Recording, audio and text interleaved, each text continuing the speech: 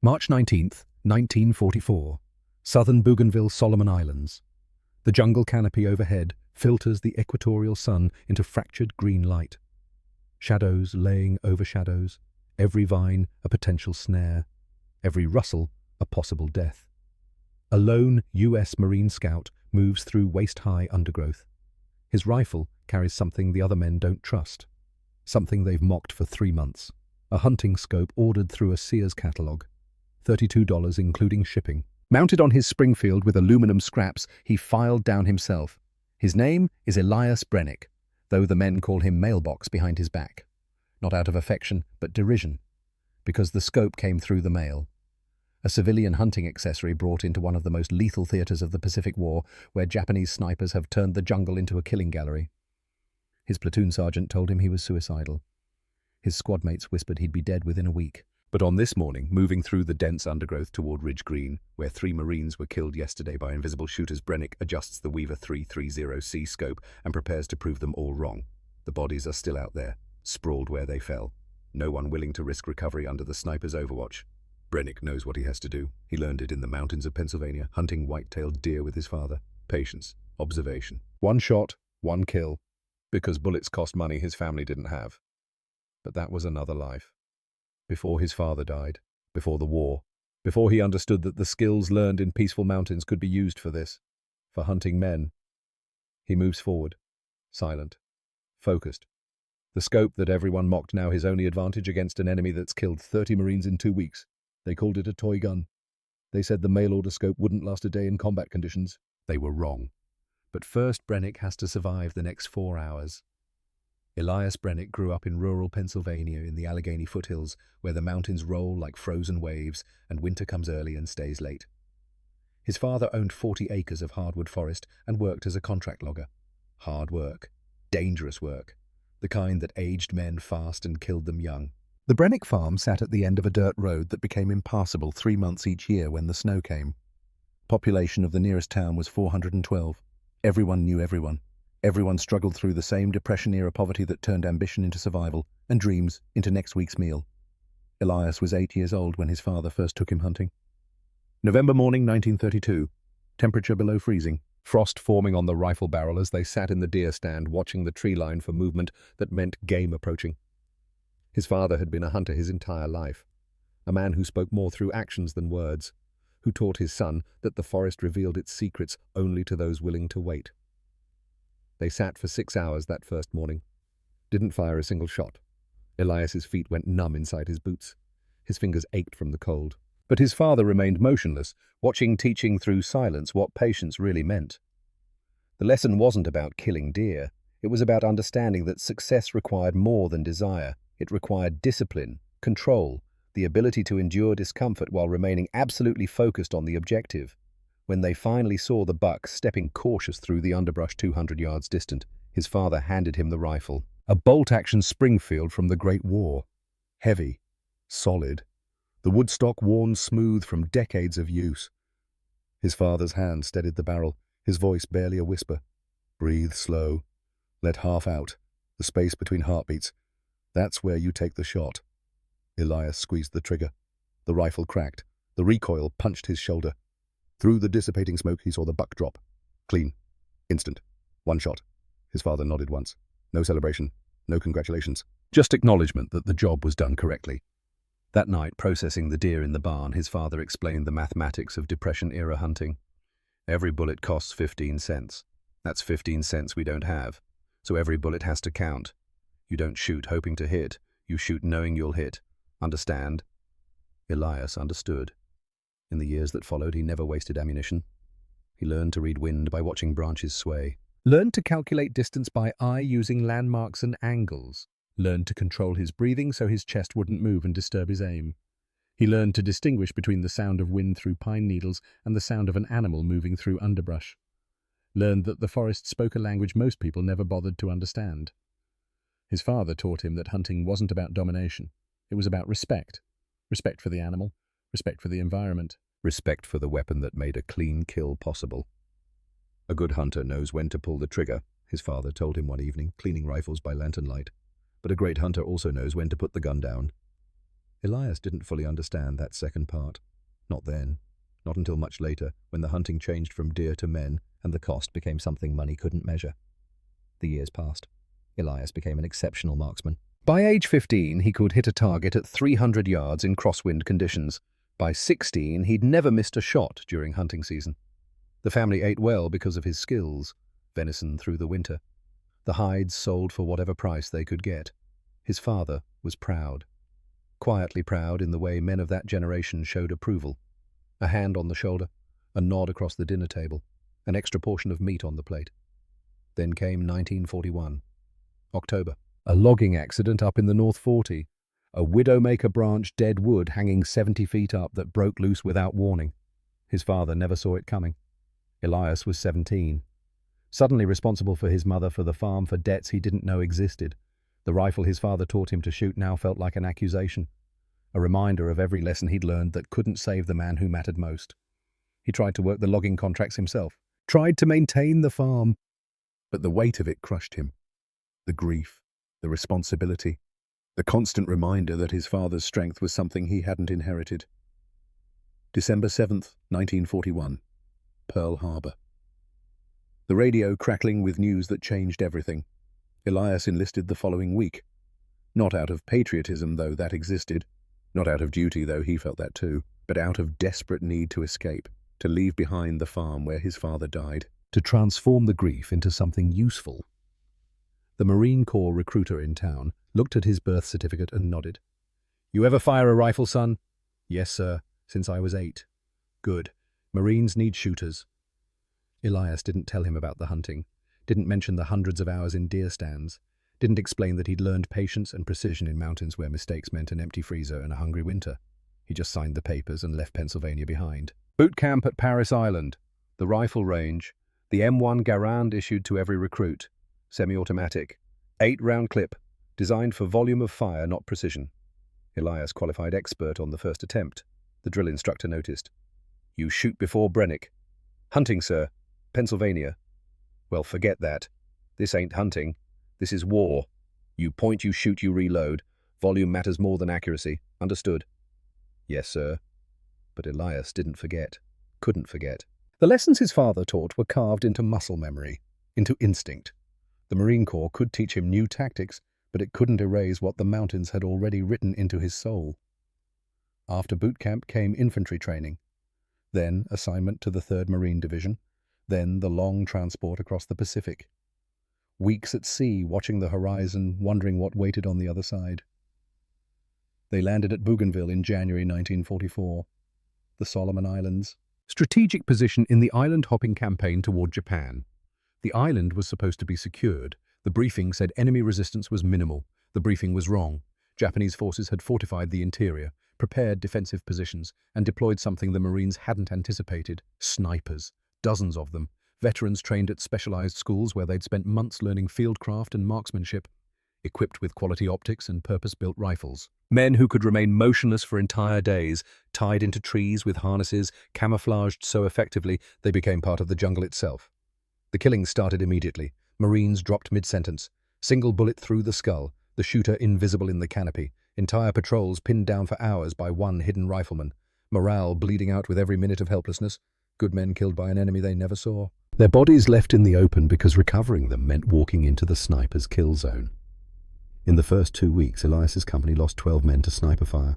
12 Marines who'd survived boot camp training the voyage across the Pacific, only to die from a bullet fired by someone they couldn't locate, couldn't fight back against, couldn't even see. The frustration built like pressure behind a dam. Every patrol became a lottery. Every movement through the jungle a calculated risk. The Japanese snipers had perfect concealment and perfect angles. Standard suppression fire was useless. You can't suppress an enemy you can't find. Elias watched his squad mates die. Watched the fear take root. Watched the company slow down, become cautious, lose the aggressive momentum that Marines were trained to maintain. He'd seen this before. Not in war, but in the mountains. He'd seen deer patterns change when hunters pressured them too hard. Seen them adapt, become nocturnal, alter their routes. The Japanese snipers were doing the same thing. Adapting, learning, exploiting the Marines' inability to counter their tactics. One night, sitting in his fighting hole, cleaning his M1, Garand Elias thought about his father, about the hunting lessons, about patience and precision, and the difference between shooting hoping to hit versus shooting knowing you'd hit.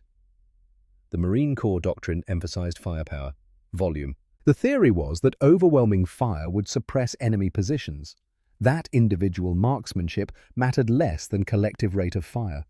But that doctrine had no answer for invisible snipers in jungle canopy. No counter for patient men who fired once and disappeared. No solution for an enemy that turned the Marines' own aggression against them. Elias made a decision that night, a decision that would change everything. The next morning he approached Sergeant Frank Dalton, his platoon sergeant, a veteran of the First World War, though he rarely spoke about it, a man who believed in Marine Corps doctrine with religious conviction. "Sergeant, I need to request a scoped rifle." Dalton looked up from the map he was studying, studied Elias for a long moment. "Request denied." "Sergeant, I grew up hunting. I know how to." "This ain't hunting, Brennick. This is war. We suppress with volume. We maneuver and assault. We don't sit around playing sharpshooter."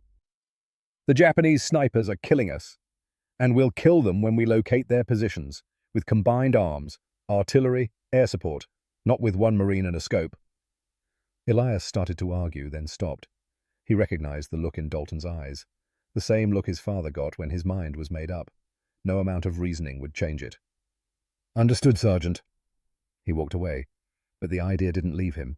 It grew, crystallized, became the only solution that made sense. That evening, using paper and a pencil stub, Elias wrote a letter. Not home. His mother didn't need to know what he was planning. Instead, he wrote to a sporting goods company whose catalogue he'd seen in the rear echelon supply area. The letter was simple. He wanted a Weaver 330C hunting scope. The catalogue price was $32. He had $38 in saved pay. He provided the address of the supply depot and requested expedited shipping. He mailed the letter the next day. Knew it would take weeks to reach the States. Knew the response would take even longer. But patience was something he understood. Waiting was half the battle. January became February. February became March. The Japanese snipers continued killing Marines. The toll climbed. 15 dead, then 18, then 23. Elias's squadmates began to notice his frustration, his silence, the way he studied the jungle canopy during patrols, looking for patterns, searching for the telltale signs he'd learned hunting deer. Corporal Jimmy Voss, a Montana native who'd grown up hunting elk in the Rockies, approached him one evening. "You see it too, don't you?" "See what?" "The way they hunt. It's not random. They've got patterns, preferred angles, kill zones they return to." Elias nodded. "Like deer coming back to the same water source." "Exactly. We could counter them if we hunted them the same way they hunt us." "Sergeant Dalton won't authorize it." Voss grunted. "Dalton's a good Marine, but he's fighting the last war. This ain't trench warfare. This is something different." They sat in silence for a while. Two hunters, trapped in an infantry war, watching men die because the tactics didn't match the terrain. Then word came. A package at the supply depot, addressed to Private First Class Elias Brennick. He made the trip back to the rear echelon the next morning, found the package waiting. Brown paper, string binding, postage stamps from 3 different cities showing how far it had traveled. Inside, wrapped in newspaper, was the Weaver 330C scope, machined steel, glass optics, adjustment knobs for windage and elevation, exactly what he'd ordered, almost exactly. The shipping had been rough. One of the mounting brackets was bent. The optics themselves seemed intact, but the scope sat slightly crooked in its housing. Elias carried it back to the company area. Voss saw it first. "Is that what I think it is?" "Hunting scope. Ordered it 2 months ago." "Dalton's going to lose his mind." "Dalton doesn't have to know. Not yet." That night by lamplight, Elias worked on mounting the scope to his Springfield rifle.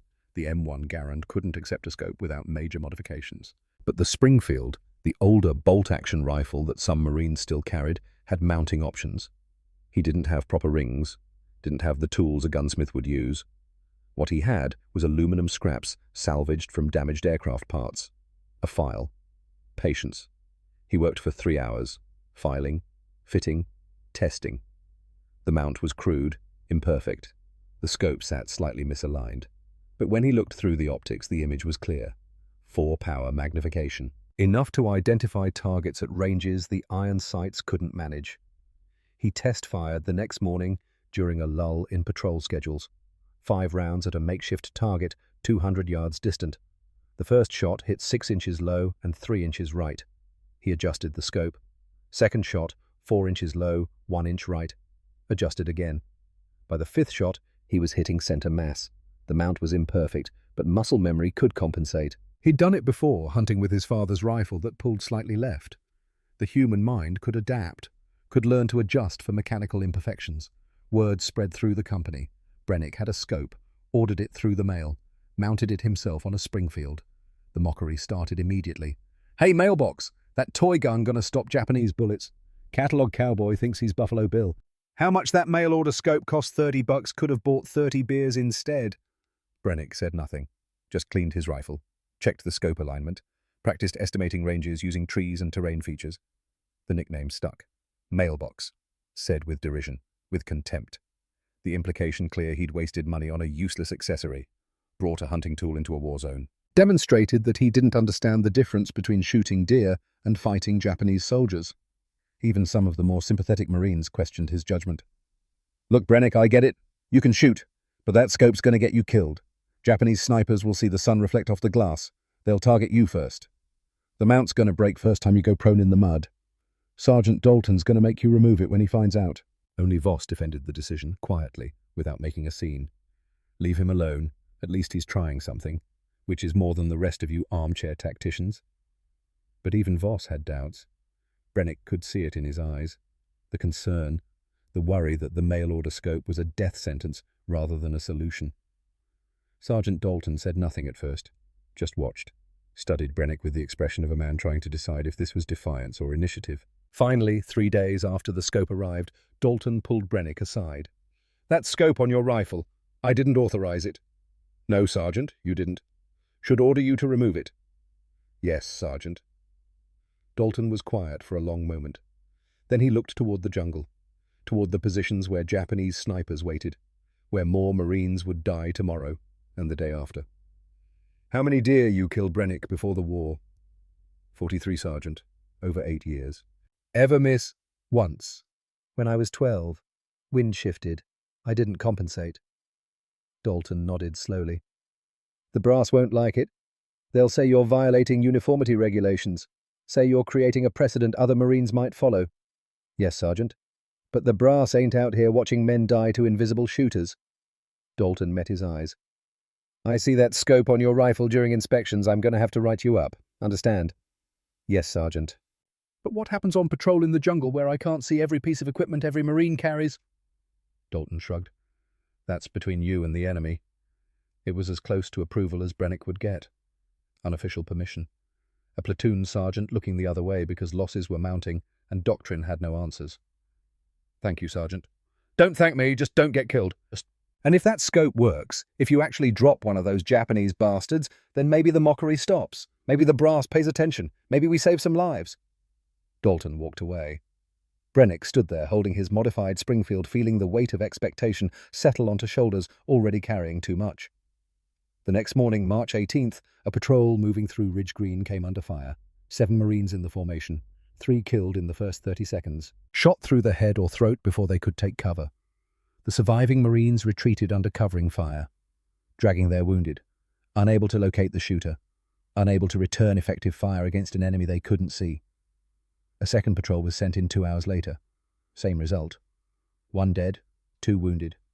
No enemy contact beyond the bullets themselves. The Japanese sniper or snipers had perfect concealment and perfect angles. Standard suppression fire was useless. Artillery couldn't be called without risking nearby friendly positions. The ridge was a no-go zone, a killing ground. Sergeant Dalton assembled the platoon that evening, explained the situation. 3 Marines dead, their bodies still out there, the sniper still in position. "I need a volunteer, someone to go in and eliminate the threat directly." Silence. Every Marine understood what volunteering meant, walking into a kill zone, hunting an enemy who'd already killed 5 men, facing a trained Japanese sniper who had every advantage. It was suicide. Everyone knew it, except maybe one person.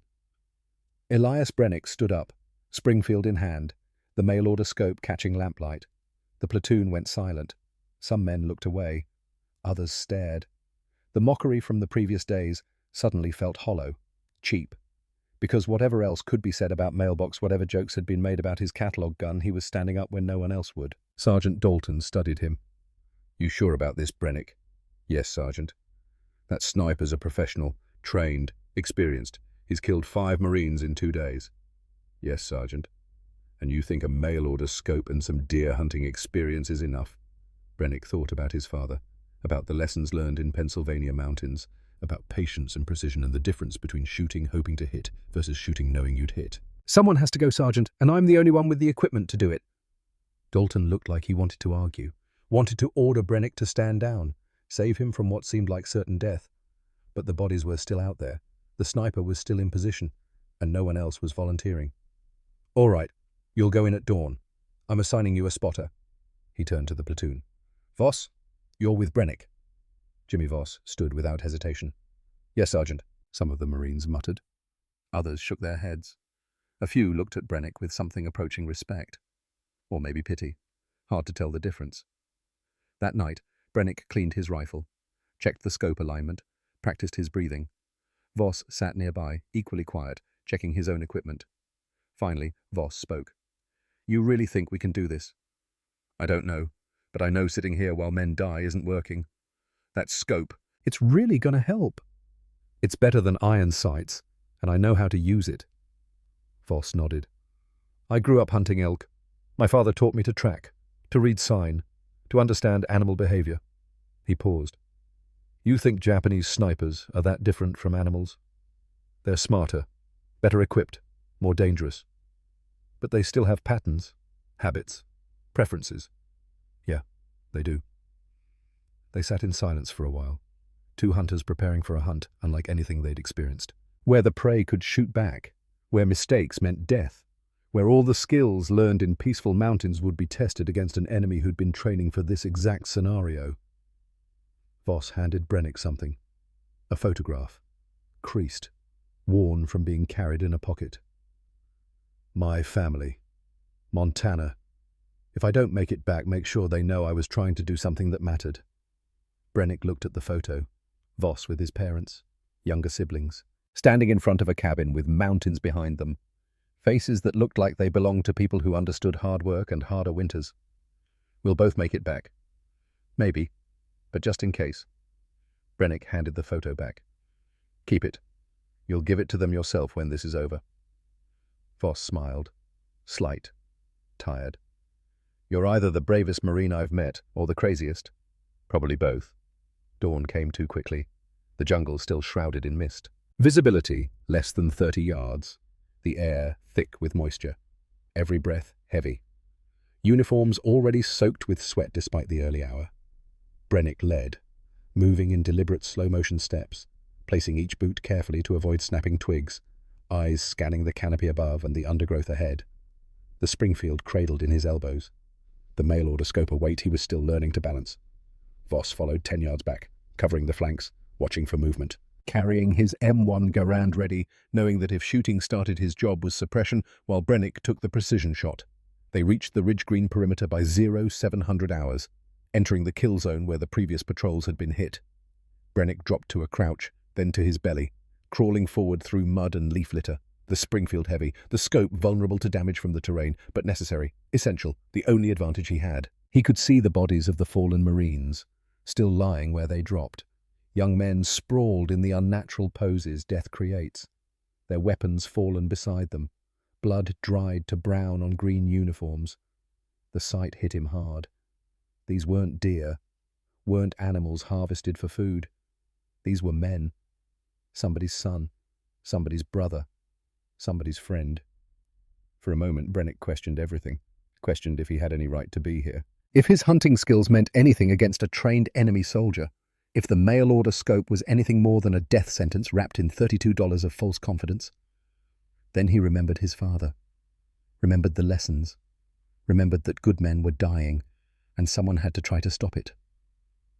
He studied the angles, the bullet trajectories based on wound placement, working backward to estimate firing positions. Japanese snipers often tied themselves into trees, used harnesses to stabilize their aim, sometimes stayed in position for days. He scanned the canopy, looking not for a man but for anomalies, unnatural shapes, shadow inconsistencies, anything that broke the organic chaos of the jungle. Minutes passed, became an hour, the heat building, insects crawling, mud seeping through his uniform. Brennick remained motionless, patient, waiting for the forest to reveal its secrets to someone willing to wait. Then Voss whispered, barely audible. "Movement! Left flank! 40 yards!" Brennick shifted his aim, peered through the scope, adjusted for the dim light filtering through canopy. Saw nothing at first, then a flicker. Not movement exactly, but wrongness. A section of branch that didn't sway with the others when breeze pushed through the canopy. He focused, slowed his breathing, his heartbeat steady. The crosshairs settled. There. A shape.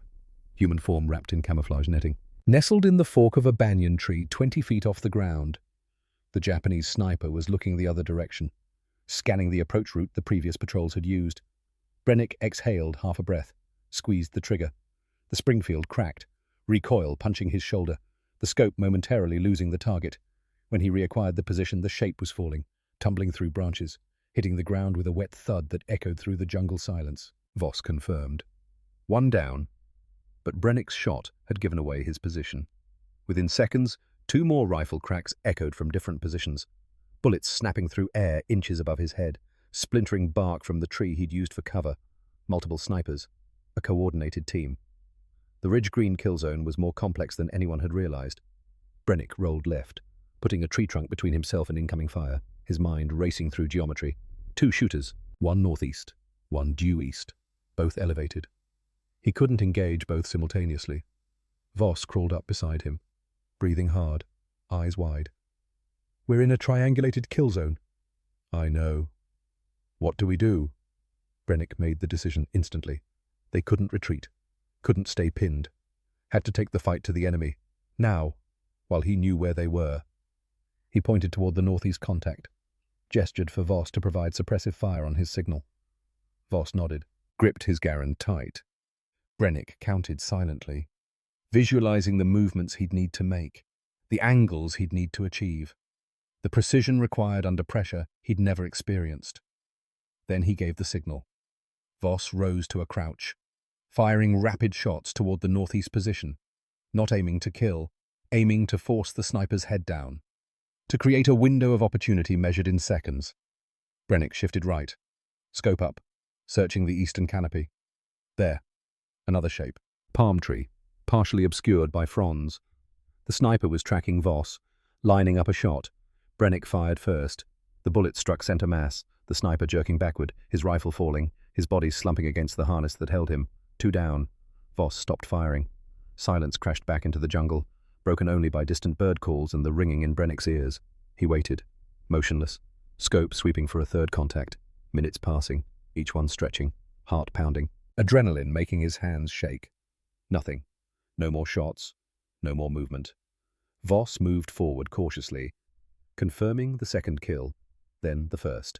Both Japanese snipers dead. Both professionals who'd killed Marines for weeks. Both eliminated by a 20-year-old with a mail-order scope they'd mocked as a toy. They recovered the bodies of the fallen Marines. Brutal work. The dead were heavy, dead weight in the truest sense, and the jungle terrain made every yard a battle. By the time they reached the company perimeter, both men were exhausted, covered in mud and blood, uniforms shredded from crawling through undergrowth. Sergeant Dalton met them. No speeches, just a quiet nod, the kind of acknowledgement that meant more than words. The other Marines watched in silence, the mockery gone, replaced by something else. Maybe respect, maybe just recognition that the mail-order gun worked. That night, cleaning his rifle, Brennick felt the weight of what he'd done. He'd killed 2 men, 2 enemy soldiers, yes, 2 threats eliminated, but still men, with families, with lives before the war, with reasons for fighting that made sense to them, even if Brennick would never understand. But he also felt something else. Purpose. For the first time since landing on Bougainville, his skills were being used correctly. The hunting lessons weren't wasted. The mail-order scope wasn't a joke. He'd proven them wrong. The squad, the doubters, maybe even himself. And tomorrow, when more Marines would need someone to counter the invisible snipers, he'd be ready. The nickname was already changing. He could hear it in how the men spoke. Not mailbox anymore. Something else. Something that would stick for the rest of the campaign. Ghost. Because that's what he'd become. a phantom in the jungle, hunting the hunters, using skills learned in Pennsylvania mountains to save lives in a Pacific Island hell. The mail-order scope that cost $32 had just proven its worth. 2 enemy snipers eliminated. 3 Marine bodies recovered. A kill zone cleared.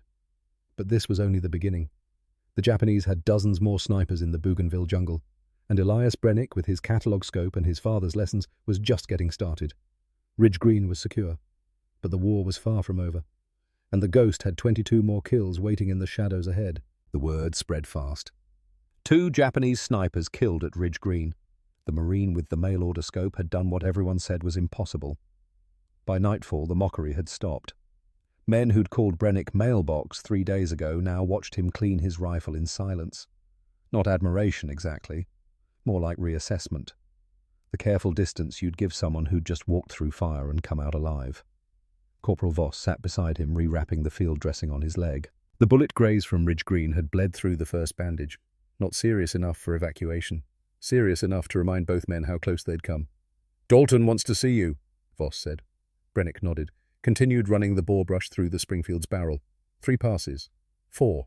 The ritual calmed him. A weapon was an extension of yourself. Had to be maintained, trusted, respected. He reassembled the scope, checked the crude aluminum mount, still holding. The hand-filed edges caught lamplight, rough but functional.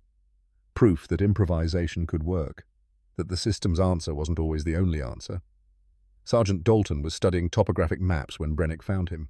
Red marks indicating known Japanese positions, black X's showing where Marines had died. Too many black X's. "Good work today," Dalton said without looking up. "Thank you, Sergeant." "Company commander wants to know if you can do it again." "Yes, Sergeant." Dalton finally looked at him, studied his face. "You understand what you're signing up for? This won't be normal patrol rotation anymore. This is hunting. Alone. Deep in territory where they have every advantage." "I understand, Sergeant." "Do you?" Dalton set down his map. "Those 2 you killed today. They were professionals, trained specialists, graduates of schools where they spent months learning this. And you killed them with a hunting scope you ordered through a catalogue." "Yes, Sergeant." "That was luck, Brennick. Good shooting, yes, but also luck. You caught them focused on old patrol routes. They didn't know you were coming. Next time they will. They'll adapt, learn, come at you different." Brennick thought about the Pennsylvania mountains, about deer that learned from pressure, that changed patterns when hunters pushed too hard, that became nocturnal, altered routes grew cautious. "They'll adapt," he agreed, "but so will I." Dalton studied him for a long moment, then nodded. "All right. You're officially on counter-sniper duty. No regular patrols. You hunt when and where you think best. Voss will spot when his leg heals. Until then, you work alone." "Yes, Sergeant." "And Brennick. That scope everyone mocked. It works. So I'm officially looking the other way now. Anyone gives you trouble about unauthorized equipment, send them to me." "Thank you, Sergeant." "Don't thank me. Just keep our boys alive." The next kill came 3 days later. March 22nd. Intelligence reported a sniper operating near the southern perimeter. 2 Marines wounded in the same sector over 2 days. Same general area, but different exact positions. The sniper was mobile, cautious, learning from Marine response patterns. Brennick studied the terrain. The reported contact points formed a triangle roughly 300 yards on each side. The sniper was working inside that triangle, taking shots from different positions, never repeating. Smart, professional, exactly what Dalton had warned about. Brennick approached from outside the triangle, moved through undergrowth so dense he had to crawl for stretches. The Springfield was cumbersome, the scope vulnerable to damage from vines and branches, but necessary.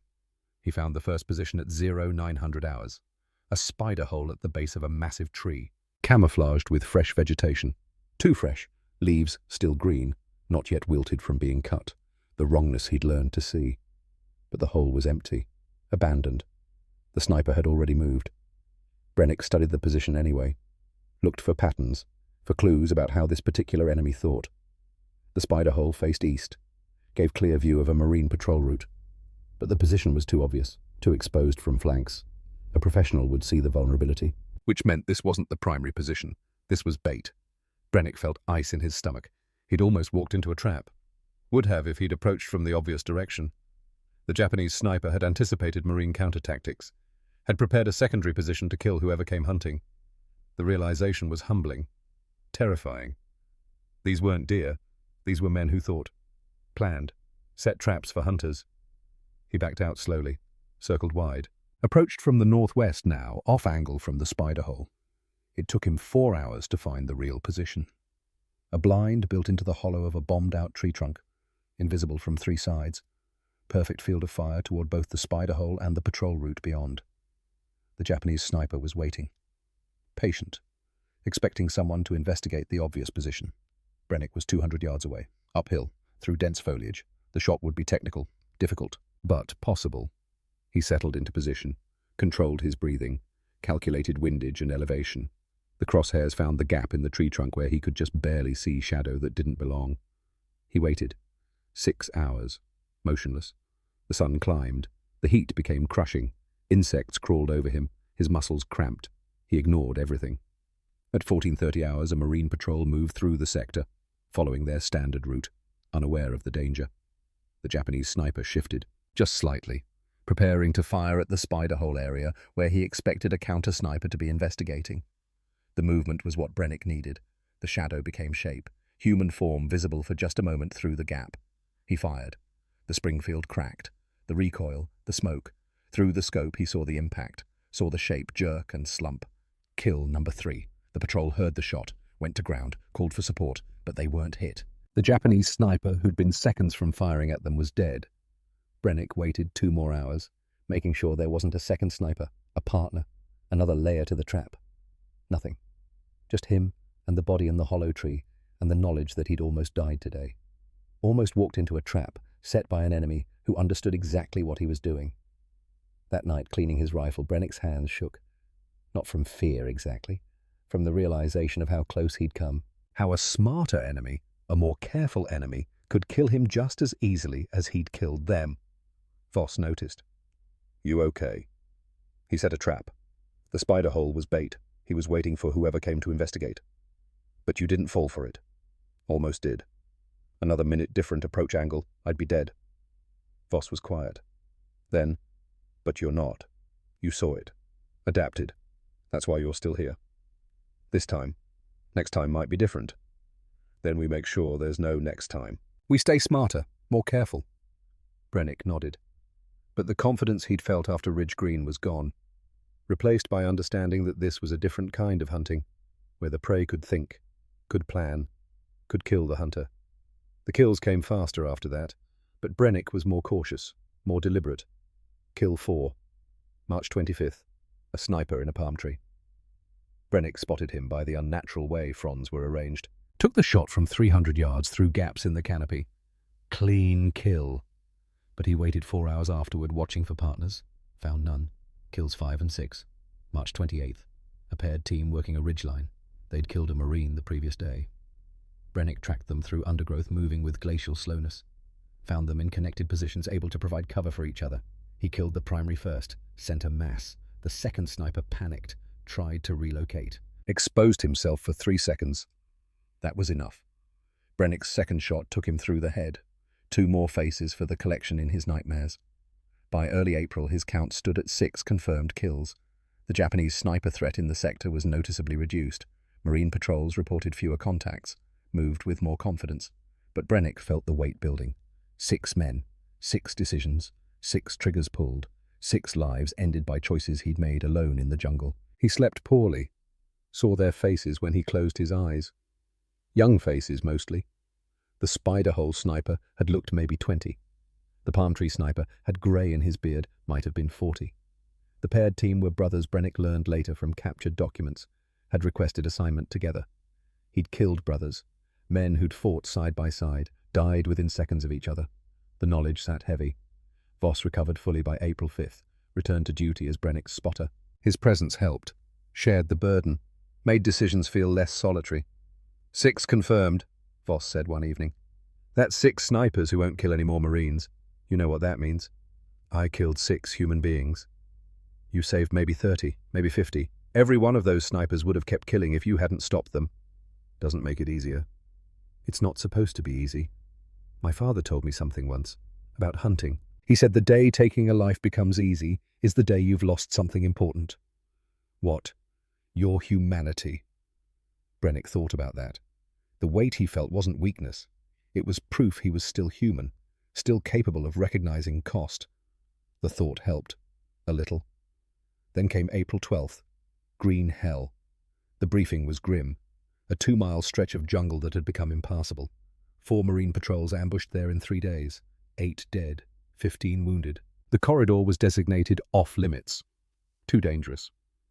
Intelligence estimated at least 6 Japanese snipers operating in overlapping fields of fire, creating a killing zone no Marine unit could penetrate without massive casualties. Dalton called Brennick in, showed him the maps. The red marks clustered thick in that 2-mile stretch. Can you clear it? Brennick studied the terrain. The elevation changes, the likely positions based on previous attack patterns. This wasn't 6 isolated threats. This was a coordinated defense, professionals working together. I can try, Sergeant.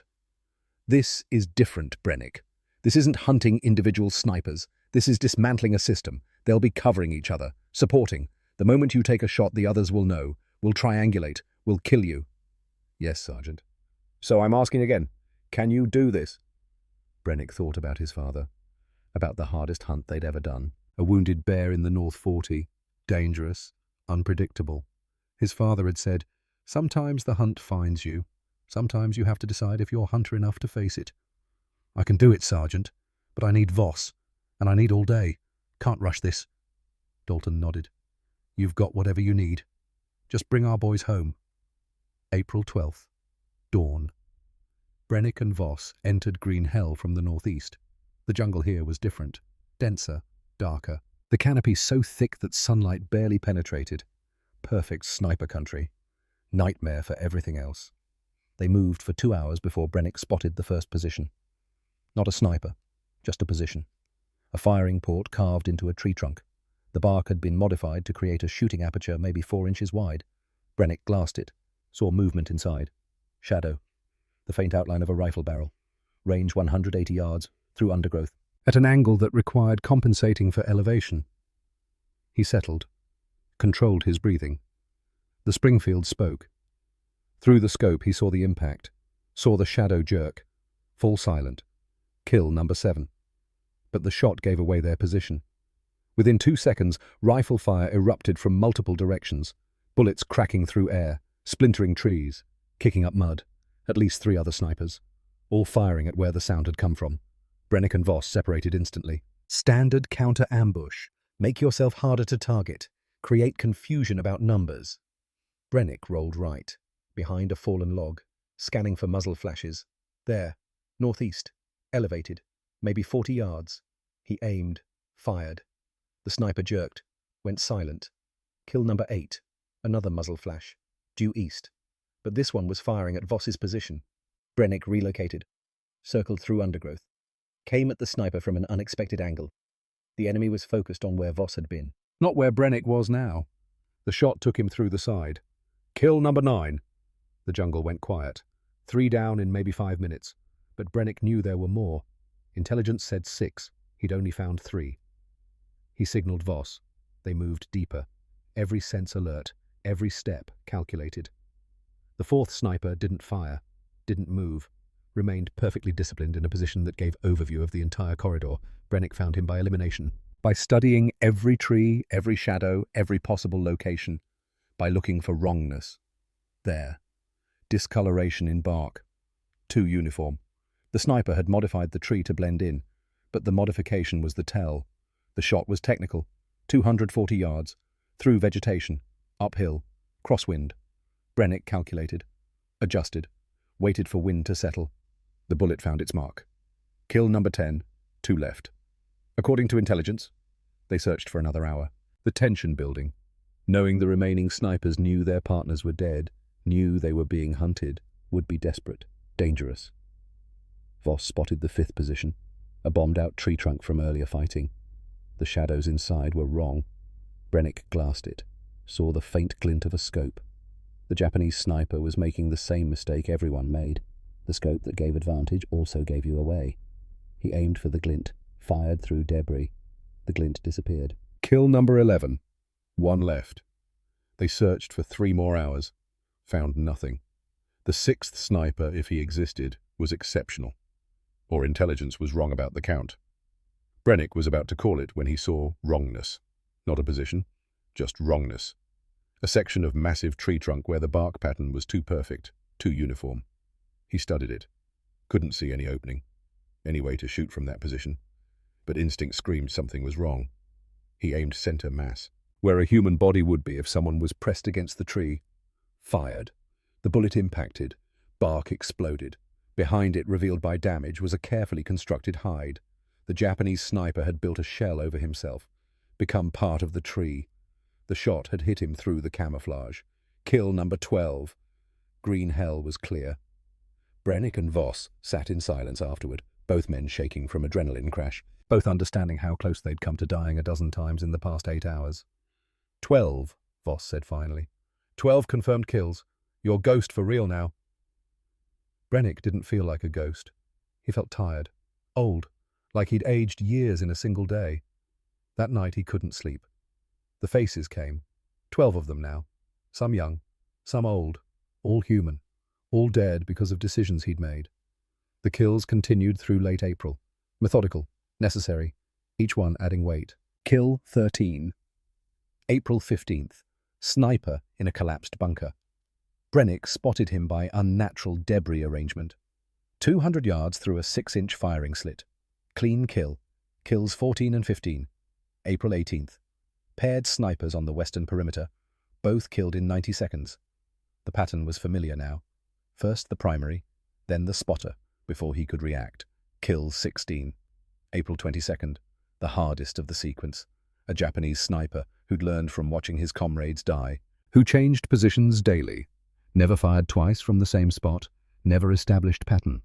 Brennick hunted him for 3 days, studied his territory, looked for the patterns within the apparent randomness. Everyone had patterns, even when trying not to. He finally caught the sniper moving between hides at dawn, the transition moment when the enemy was most vulnerable. Single shot at 340 yards, the longest kill of the campaign. The bullet traveled for what felt like forever. Then impact. The sniper fell. Kill number 16. Brennick approached the body afterward, found something that made his stomach turn. The Japanese sniper was a woman, maybe 30, short hair, lean, professional, a Type 97 rifle with quality optics. He found a photograph in her pocket. 2 children, young, smiling. She'd been someone's mother. Brennick covered her body carefully, put the photograph back where he'd found it, walked away feeling sick. That night he broke, completely. Sat in his fighting hole shaking, unable to stop, unable to process that he'd just killed a mother, that somewhere in Japan 2 children would grow up without her because of him. Voss found him there, sat beside him, didn't speak, just presence. Finally, Brennick said she had children, 2 kids. I saw the photograph. I know. How do I live with that? The same way you live with all of it. You remember she was a sniper. A professional, who'd killed Marines, who would have kept killing if you hadn't stopped her. She was a mother. She was also a soldier. Both things can be true. Brennick knew Voss was right, but it didn't help, didn't reduce the weight, didn't make the photograph of those children disappear from his memory. Kill 17 came on April 28th. Another spider hole, another 6-hour wait, another face for the nightmares. By month's end, the count stood at 17 confirmed kills. The psychological toll was visible now. Brennick had lost 15 pounds. His hands trembled when not holding the rifle. His eyes had taken on a 1,000-yard quality that other Marines recognized. Combat fatigue, the look of someone who'd seen too much, done too much. Medic Major Carson pulled him aside. How long since you slept through the night? I don't know, sir. How long since you ate a full meal? Not sure, sir. You're showing classic signs of combat stress. I'm ordering 72 hours stand down, mandatory rest, no arguments. But sir, that's an order, Brennick. You're no good to anyone if you collapse. 3 days, rest, eat, try to sleep, then we'll see. The stand down was torture, sitting in the rear while patrols went out, hearing reports of sniper activity, knowing he should be there. But his body was failing. His hands shook constantly, his vision blurred, his mind couldn't focus. He spent the time cleaning his rifle, reading letters from home. His mother had written about the farm, about normal life that seemed impossible to imagine. She said his father would be proud, that the skills he'd taught were being put to good use. Good use. Brennick almost laughed. Was killing 17 people good use of hunting skills? But then he thought about the Marines who'd walked safely through green hell, about patrols that crossed dangerous ground without casualties, about lives saved. Maybe it was good use, even if it cost him everything. On the third day, Voss brought news. Intercepted Japanese communications. Translated. The enemy command was confused, frustrated. Their sniper teams were being eliminated at unsustainable rates. They theorized an American counter-sniper unit, multiple shooters, coordinated operations. None suspected it was one 20-year-old Marine with a mail-order scope. "You're a ghost to them," Voss said. "They can't figure it out, can't adapt, can't counter what they don't understand." The nickname had spread throughout the company. Ghost. The Marine who hunted invisible enemies, who killed from impossible distances with civilian equipment. When the 72 hours ended, Brennick picked up his rifle, checked the scope, loaded fresh ammunition. Sergeant Dalton had new assignments, more positions, more threats. "You ready?" Brennick thought about his father, about Pennsylvania mountains, about lessons that had prepared him for this hell.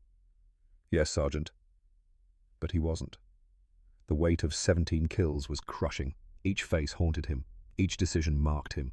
Still, he walked into the jungle again, because Marines needed him, because the alternative was watching good men die. Voss walked beside him, silent, understanding. May arrived. The campaign was winding down, but isolated Japanese resistance persisted, and 7 more kills waited in the shadows. 7 more decisions, 7 more faces, until the ghost of Bougainville completed his tally.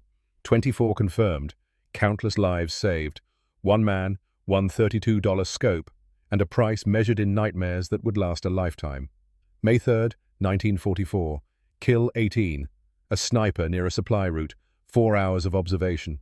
The mechanics had become muscle memory. Spot.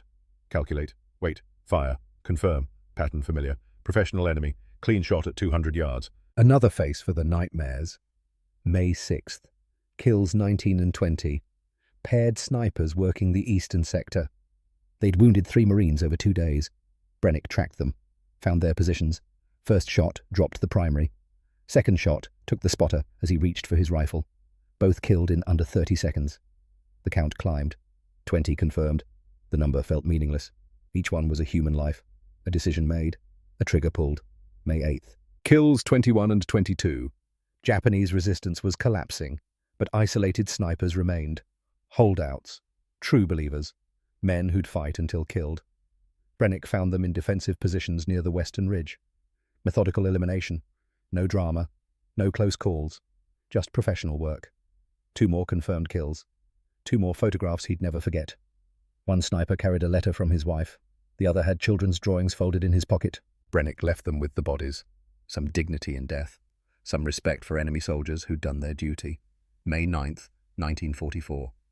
The mission that would be his last as a counter-sniper. A Japanese sniper had taken position overlooking a critical river crossing, the only practical ford for miles.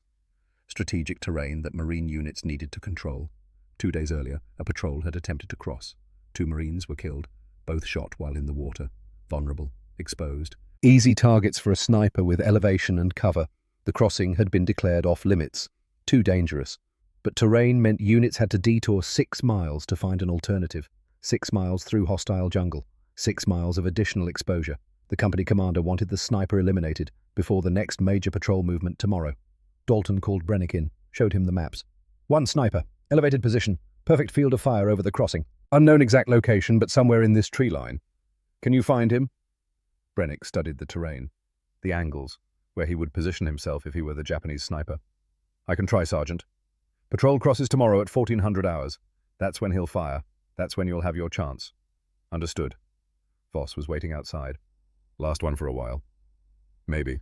Intelligence thinks the Japanese are rotating sniper teams. Might get a break after this. Good. You need it, Ghost. They moved out at dawn, the jungle already hot. Humidity like a physical weight. The river crossing was half a mile from the perimeter. They approached slowly. Brennick scanning for positions. For sign. The tree line overlooking the ford was 200 yards of dense vegetation. Dozens of possible positions. Finding 1 sniper in that terrain was like finding 1 specific tree in a forest. But Brennick had learned, had developed instincts, could read the jungle. He looked for wrongness, for patterns that didn't fit.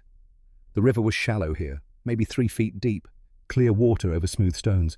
Beautiful in other circumstances. Deadly now because crossing meant exposure. 20 seconds of vulnerability. 20 seconds.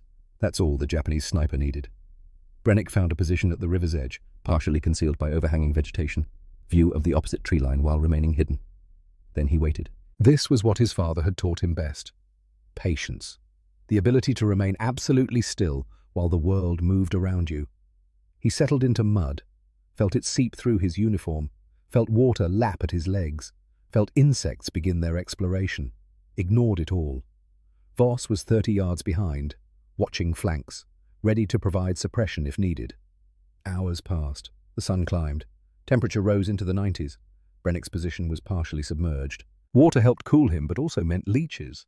He could feel them attaching, feeding. Didn't matter. Couldn't move.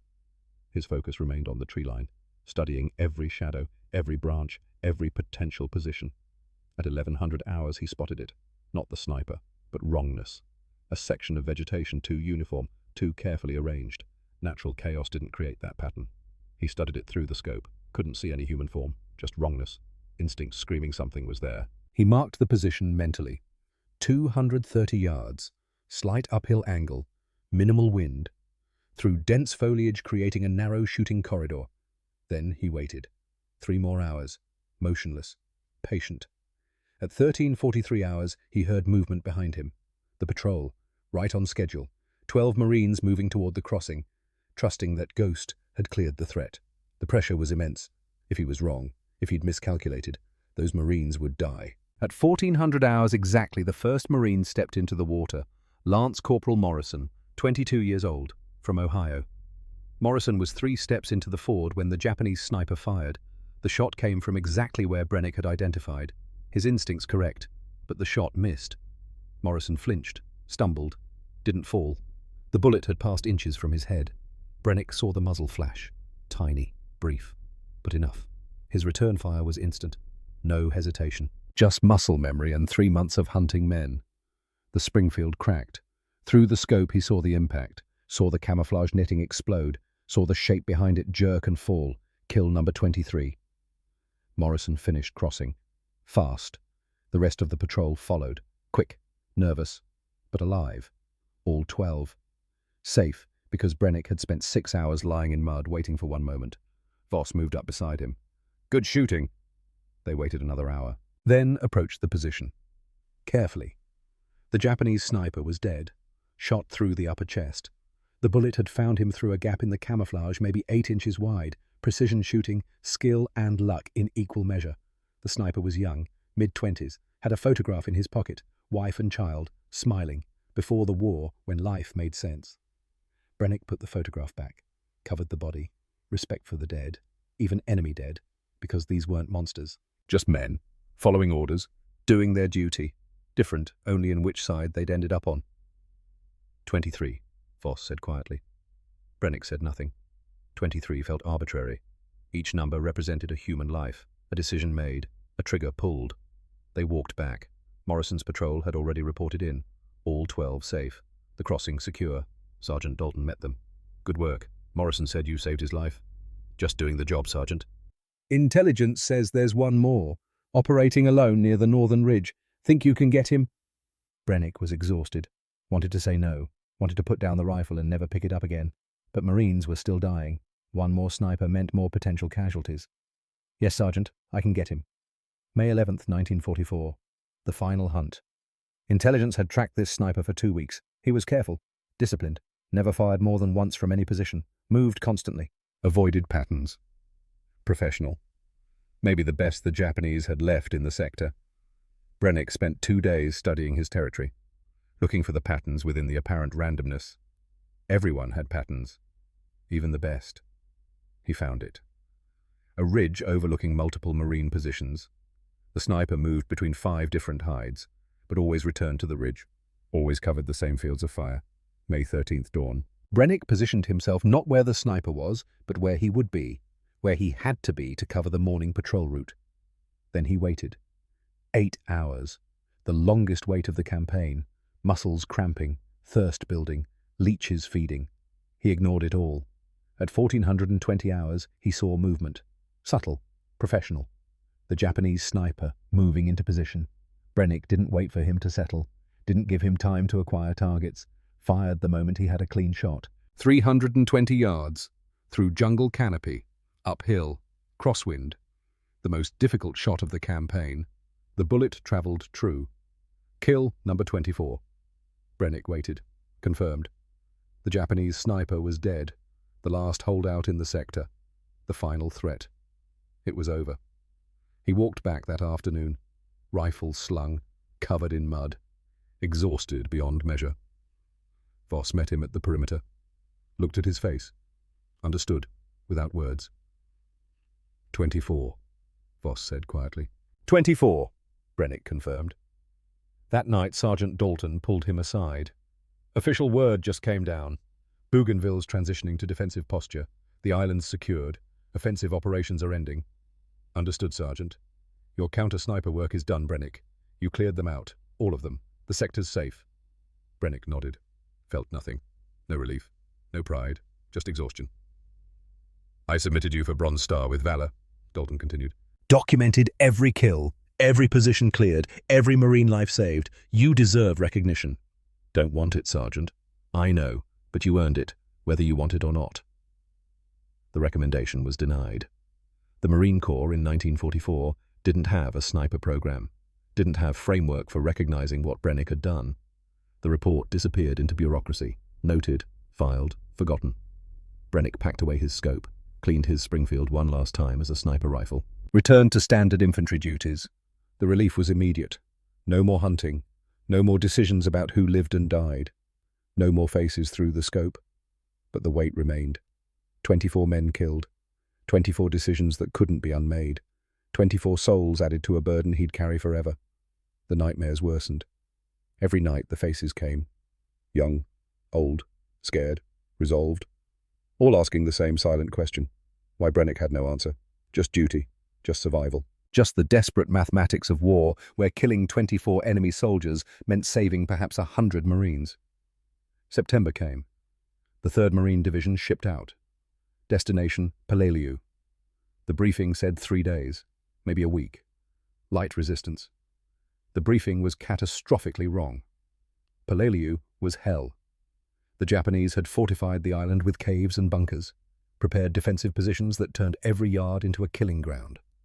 Brennick fought as standard infantry, house to house, cave to cave, close quarters brutality where scopes were useless. His Springfield came with him, the scope still attached, but he never used it as a precision weapon. The fighting was too close, too chaotic. He survived. Barely. Watched good men die. Morrison, the Marine he'd saved at the river crossing, was killed on day 4. Took a grenade in a bunker assault. Brennick made sure Morrison's photograph went home with his effects. Peleliu lasted 2 months. Bloodiest fighting in the Pacific. When it ended, Brennick was hollow. The weight of Peleliu added to Bougainville threatened to break him. But the war was ending. Germany surrendered May 1945. Japan followed August 15th. Brennick was 21. Felt 60. The transport home took 3 weeks. Time to think. To process. To try to understand what the past 3 years had meant. He couldn't. The experiences were too big, too heavy. September 1945. San Diego. American soil. Home. Brennick collected his discharge papers. The Springfield came with him. The scope still attached. The mail-order hunting scope that had killed 24 men and saved countless Marines. He took a train across country. Pennsylvania in autumn. The mountains exactly as he remembered. His mother met him at the station. Older, greyer. She hugged him, cried, asked questions he couldn't answer. He found work at a lumber mill, same mill his father had worked. The job was hard, physical, exactly what he needed. No thinking, no decisions about life and death, just honest labor. He met a woman, Sarah, kind, patient, didn't ask about the war. They married in 1946, small ceremony, simple vows. Brennick bought a small house on the edge of the mountains where his father had taught him to hunt. He never hunted again. Sarah suggested it once, saw the rifles in the closet. Brennick said no, quietly, firmly. She never asked again. The Springfield stayed in a case in the attic. Forgotten. Gathering dust. Life became routine. Work. Home. Sarah.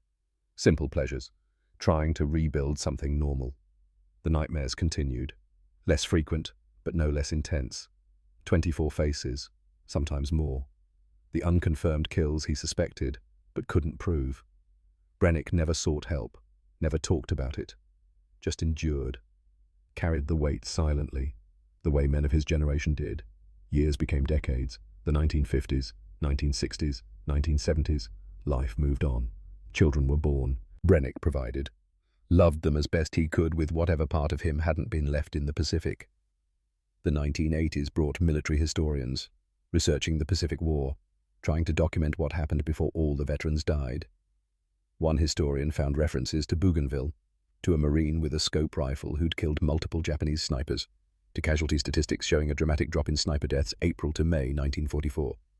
The historian tracked down Sergeant Dalton, retired in Florida.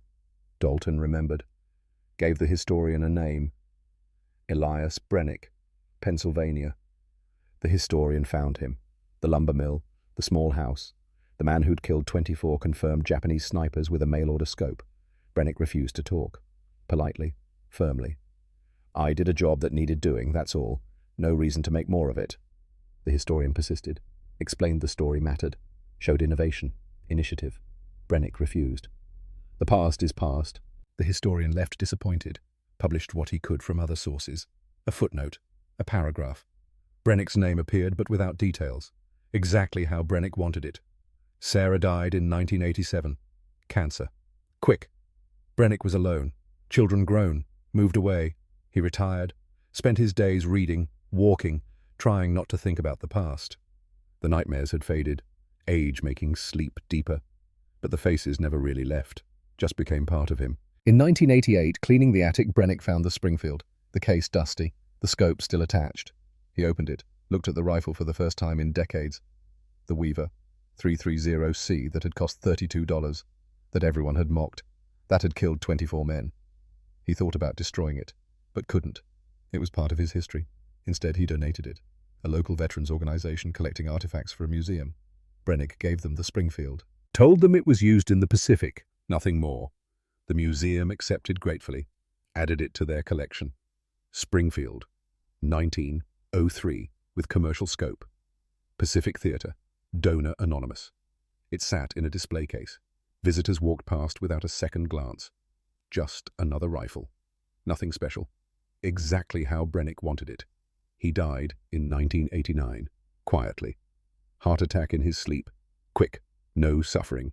His children found discharge papers, a few medals he'd never mentioned. Nothing about counter-sniper operations, nothing about 24 kills. They donated everything to the museum, added his name to the memorial wall. Elias Brennick, Private First Class, 3rd Marine Division, 1942 to 1945. A good man who'd done his duty. The Springfield remained in its case. Anonymous. The scope still attached after 45 years. Then in 2018, the museum received an unusual visitor. Master Gunnery Sergeant Robert Cole, Marine Corps Scout Sniper School, Quantico. 62 years old. Career Marine. He saw the Springfield. Stopped. Studied it. The curator noticed. Can I help you? This rifle. You know its history. Just what the placard says. Pacific Theater. Cole pointed to the scope mount. That's hand-filed aluminum. Makeshift. Someone modified this in the field. He examined the scope. Weaver 330C. Civilian hunting scope. Never military issue. I'm afraid we don't have much provenance. Who donated it? The curator checked records. Family of Elias Brennick, local veteran. Died 1989. Cole went very still. Elias Brennick. You're sure? Yes. Why? Because I teach a course at Scout Sniper School, History of Marine Corps Precision Marksmanship. And there's one story we tell, one legend, about the first Marine counter-sniper, Bougainville, 1944. Before the Corps had a formal program. He turned back to the rifle. One Marine, mail-order hunting scope, 24 confirmed kills in 8 weeks. Changed the entire tactical approach to enemy snipers. We've been trying to verify the story for years. Had a name, but no confirmation. Elias Brennick. That's the name. And this, he gestured to the rifle, this is the weapon. Within a month, Marine Corps historians arrived, photographed the rifle, documented every detail, cross-referenced with Japanese records translated in the 1990s. The Japanese archives mentioned the ghost of Bougainville. Systematic elimination of sniper teams. Estimated 20 to 25 kills. The numbers matched. The timeline matched. The weapon matched. Elias Brennick was officially confirmed as one of the first Marine counter-snipers, his 24 kills documented, his innovation recognized as pioneering fieldcraft that predated doctrine by years.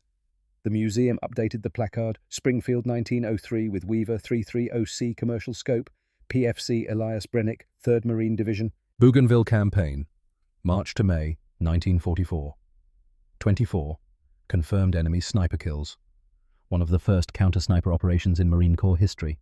Brennick purchased the hunting scope with his own money when official equipment was unavailable. His innovation and initiative saved countless Marine lives and established tactics still taught at Scout Sniper School today. Master Gunnery Sergeant Cole returned 6 months later. The Commandant wants to award Brennick the Bronze Star with Valor. Posthumously, for his actions on Bougainville. The ceremony was small, held at the museum. Brennick's daughter attended, 72 years old, had never known the full story. When Cole explained the citation, she cried. He never talked about the war, never, I asked once. He just said he did his job and was glad to come home. That's how the best ones are, Cole said quietly. They don't need to tell the story. They just live with it. After the ceremony, Cole addressed the assembled Marines and veterans. Elias Brennick represents something we try to teach every Marine who goes through Scout Sniper School. It's not about the equipment. It's not about having the best gear. It's about initiative, adaptability, the willingness to solve problems when the system hasn't caught up yet. He gestured to the rifle. That's a $32 hunting scope on a rifle everybody said wouldn't work. Brennick proved them wrong 24 times. And in doing so, he saved maybe 100 Marines, maybe more. Created tactics we still use. Showed that competence and determination matter more than credentials. He paused. Every Marine sniper who graduates our school learns about Brennick, about the mail-order marksman, about the ghost of Bougainville. Because his story reminds us that sometimes the answer isn't in the manual. Sometimes it's in having the courage to improvise. To trust your training. To do what needs doing even when everyone says it's impossible. The rifle remains in the museum. Now, a centerpiece. Marines from Quantico sometimes make the pilgrimage. Stand before the case. Study the crude aluminum mount, the scratched scope, the worn stock. They see what Brennick created from necessity. What he proved was possible. What he started. And somewhere in the way military traditions carry forward, Elias Brennick's legacy lives on. Not in his name on monuments, but in every Marine sniper who learns that innovation matters. That individual initiative can change outcomes. The mail-order scope cost $32. The Bronze Star came 74 years late. But the lives saved the Marines who walked safely through killing grounds. The tactical revolution that started with one man refusing to accept that doctrine had no answer, that was priceless. And that was legacy enough. Elias Brennick, the ghost of Bougainville. The hunter from Pennsylvania who changed war by refusing to fight it the way everyone else did. His rifle sits behind glass, silent, but speaking volumes to those who understand. 24 confirmed kills. Countless lives saved. One man, one $32 scope. And a lesson that echoes across generations. Sometimes the best solutions come from those willing to improvise when the system says impossible. Sometimes it's in a mail-order catalogue, and the courage to prove everyone wrong.